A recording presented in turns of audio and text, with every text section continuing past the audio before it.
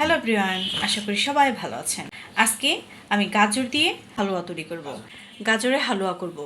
আর গাজরের হালুয়া করার জন্য আমি এভাবে গাজরগুলো সুন্দর করে পরিষ্কার করে নিছি আর ছিলে নিছি। আর এগুলো এখন আমি গ্রেট করে নিব।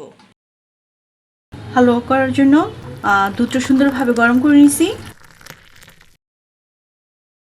গাজরগুলো সুন্দরভাবে গ্রেট করে নিছি। আর এখন এই গ্রেট করা গাজরগুলো আমি দুধের মধ্যে দিয়ে দিব। দুধের মধ্যে দিয়ে দিলাম।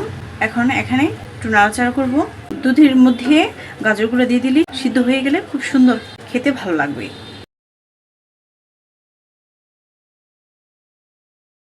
আমি গাজরের মধ্যে এলাচ গুঁড়ো দিয়ে দিব, অল্প পরিমাণ দারচিনি গুঁড়ো দিয়ে দিব।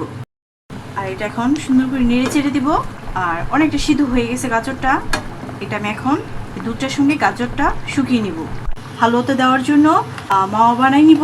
আর মাওয়াটা বানানোর জন্য আমি প্রথমে প্যানের মধ্যে ঘি দিয়ে দিব, গুঁড়া দুধ দিয়ে দিব।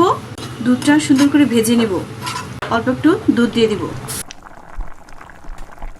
এইভাবে সুন্দরভাবে নেড়ে চেড়ে নিব।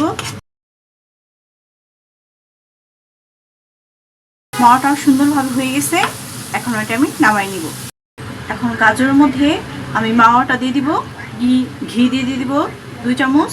নাড়াচাড়া করে নিব। টেস্টের জন্য একটু কর্নফ্লেক্স মিক্স দিয়ে দিব।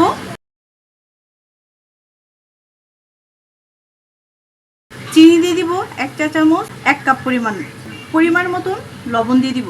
এখন এটা আমি সুন্দরভাবে নাড়াচাড়া করে এখন এখানে আমি কাজু বাদাম দিয়ে দিব আর কিশমিশ দিয়ে দিব। খুব সুন্দর ঝরঝরে হয়ে গেছে। আর এটা আমার রেডি হয়ে গেছে। এখন খুব সুন্দর হয়েছে। এখন এটা আমি সুন্দর করে নামাই নিব। এখন এটা আমি একটা বাটিতে ঢেলে দেব। হয়ে গেছে আমাদের গাজরের হালুয়া। খুবই ভালো হয়েছে, খেতে খুব ভালো হয়েছে। ওকে, সবাই ভালো থাকেন। টাটা।